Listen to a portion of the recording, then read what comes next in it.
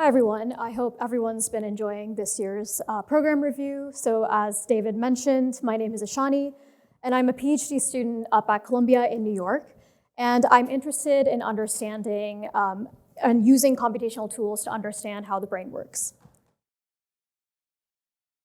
And so historically, one way that we've tried to understand how the brain works is to understand how its structure gives rise to behavior.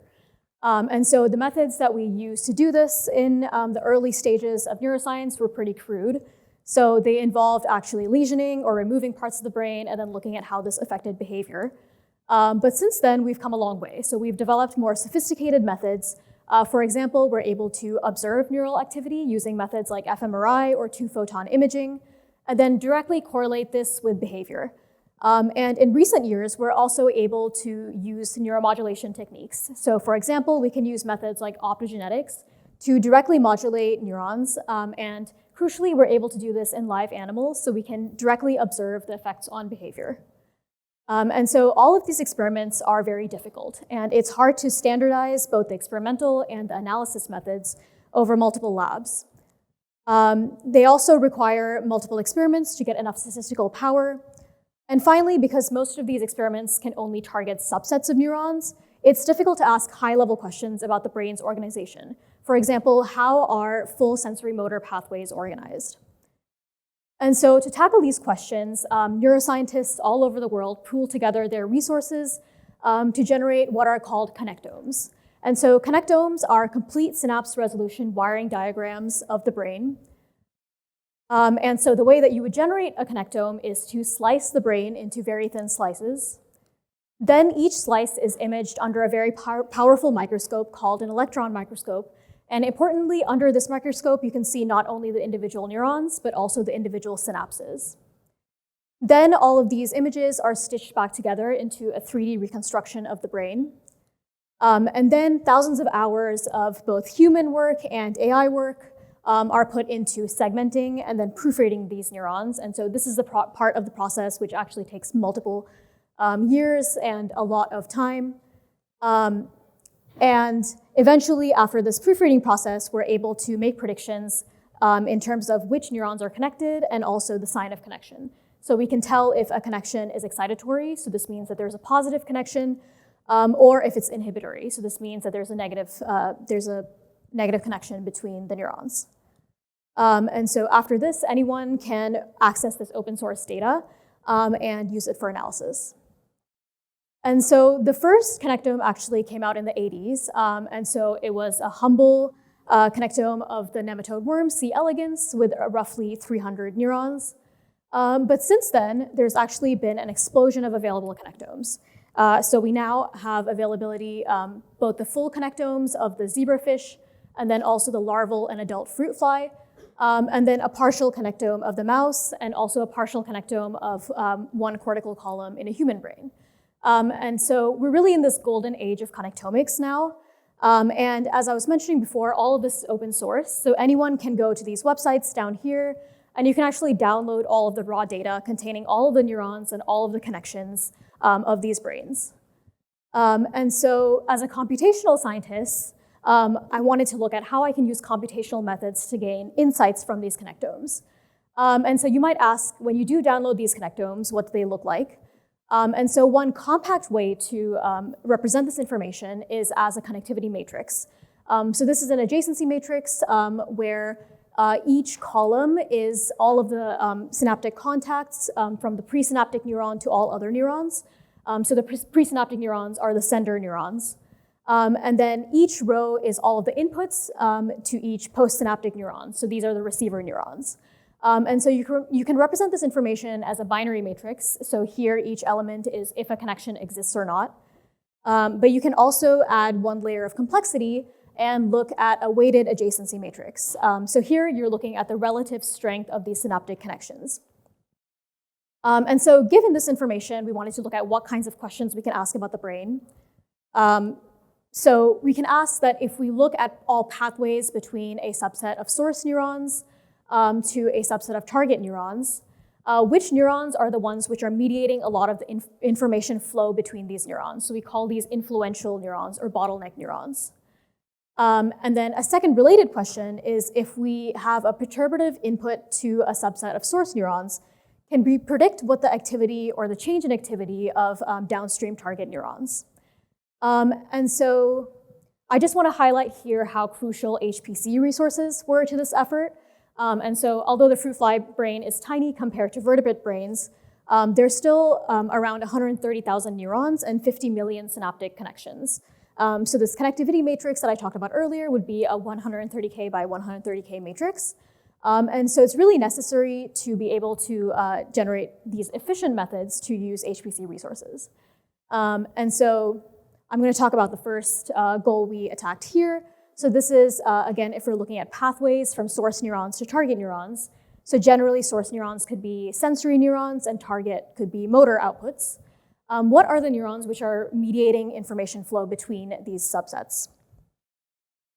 And so some of you might recognize this as what's called the centrality problem in graph theory or network science. And so one approach might be to just apply some of the well-known centrality measures to neural data and see what happens. And so many studies have attempted this, including this one here. And they found that most of these off-the-shelf well-known centrality measures don't seem to accurately represent which neurons are more active or convey more information in neural data.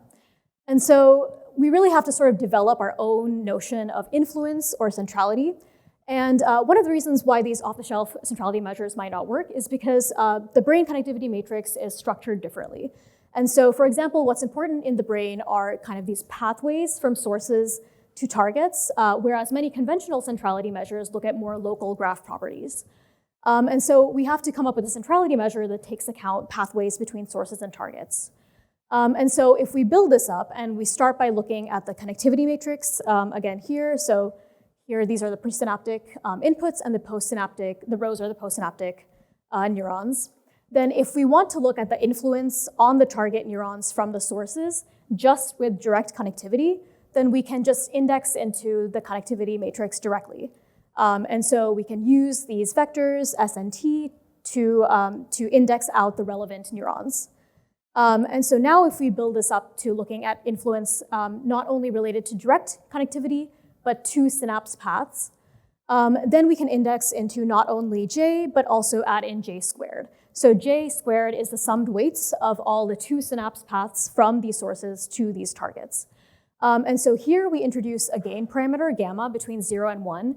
And this is necessary not only to make the model converge, but also because we know that the efficiency of neuronal information transfer decreases as you move farther and farther synaptically from the sources. And so the farther you are from the source, the less information is transferred. And so that's why we introduced this gamma parameter between 0 and 1. And so if we continue this pattern, and so for example, now we're looking at influence up to 3 synaptic paths, so now we have to introduce this JQ parameter, and so on. And so a lot of you might recognize that this is a geometric series, and so we can succinctly represent the influence of all pathways, neuronal pathways from sources to targets using this matrix inverse. And so if we want to rank or identify the influential neurons between a set of sources and targets, we can iteratively remove each node with a replacement and then look at how the influence changes before and after removal. And so this is a way of ranking node centrality. And again, HPC was really crucial to do this in parallel and to do this fast. And so actually on the full fruit fly brain, this can be done in under 5 minutes with the right, by using HPC in the right way. And so we validated these methods first using behaviors where experimentalists have actually already identified the source neurons, the target neurons, and these intermediate influential neurons. And so this is the subset of behaviors that we initially looked at. And so you can see that if we look at the influence rank, the neurons which are ground truth influential neurons actually rank very high out of the 130,000 neurons in the brain. So this is a sign that the influence metric is actually pulling out these neurons which have experimentally been determined to actually be involved in these behaviors. And so we actually went on to use these methods both in the larval and adult fruit fly connectomes, but I won't get into those projects here. I wanted to move on to the second goal that we had, which was to predict the activity of these target neurons given a perturbation at the source. So this kind of gets at the question of how far can the structure of a connectome get us in terms of looking at functional output. And so for this, we had a process where we have a perturbative input at the source neurons.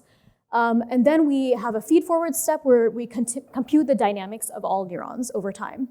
And then we have a backpropagation step to learn single neuron parameters with the loss function that represents the fact that we're trying to maximize the activity at target neurons. And so we initially started with a framework reminiscent of the one I just showed you, where there's the same gain for every neuron. So this is the homogeneous gains model. And so the dynamics of each neuron includes this leak term, the weighted sum of all of the neuron's neighbors, and then epsilon is the perturbative input at the source. And then we also included a model where each neuron has its own gain, and this is because we know that different neurons scale their firing rates differently to the same input. And so it makes sense to have a model where we're able to learn individual gains for each neuron. And then finally, we know that many neurons employ thresholding and other nonlinearities, and so we wanted to include a model where we also have nonlinearities when computing the input activity across all neurons. And so as our testing data set, we used a data set where experimentalists have actually activated several driver lines. So in our language, this would be like activating different subsets of sources. And then the same experimentalists in the same experiment also recorded out the activity at these compartments. So in our language, these would be the targets. And so here, each row is a source and each column is a target, and you can see that which driver lines activate which compartments. And so our goal was to learn to fit this target activity using the method I just explained. And so we found that it's actually very important to, if you do have heterogeneous gains in the model, you get a much higher predictive accuracy compared to homogeneous gains. So being able to learn individual gains for each neuron goes a long way in terms of being able to predict activity. And this is something we know just in terms of how neurons scale their firing rates differently to input. But what was surprising was that including nonlinearities didn't seem to change the predictive accuracy too much. So it seems like, at least in the fruit fly brain, having a linear model of dynamics is sufficient to explain functional output. And this is actually in line with the fact that people who have done similar research for example, C. elegans or the worm have also found that linear dynamics are often enough to explain neuronal activity. And so to summarize, we started with this kind of basic representation of connectomes, which are actually these very rich data sets with a lot of different information, but we started with the simplest expression of this information as just a connectivity matrix. And with this connectivity matrix, we were able to answer two different questions. One of them was, can we rank neurons in pathways between sources and targets based on how influential they are? And then secondly, can we predict activity or change in activity in target neurons given a perturbation at the source? And so, as I mentioned before, connectivity isn't the only information available in the connectome. So we also have information about cell types, neurotransmitter types. So neurons don't just fall into excitatory and inhibitory. There's this very rich array of different neurotransmitters or chemicals that neurons use to communicate. We also have different sizes and numbers of synaptic connections. In some cases, we actually have recordings, simultaneous recordings. And then we also have transcriptomes and genetic information. And then finally, we also have the physical locations of these cells and synapses. So there's a lot of rich information that we could be using from the connectome. And so future work is sort of building up ways to learn neuron embeddings using more metadata. So for example, one way we could do this is by employing graph neural networks. So I think several fellows have talked about graph neural networks before. And the beauty of this method is that you can flexibly include different metadata. And you could use a framework, this autoencoder-like framework, where you're trying to reconstruct the weighted adjacency matrix using different types of metadata. And so this is what I'm working on now. Feel free to come up to me later during the break to chat more about this. Yeah, and so finally, I wanted to thank everyone who's helped me along my PhD. It truly takes a village. And finally, I really want to shout out Lindsay, Chris, Michelle, Robin, and all the other CSGF staff. It's been really fun being a part of this community. Yeah, so we'll take any questions.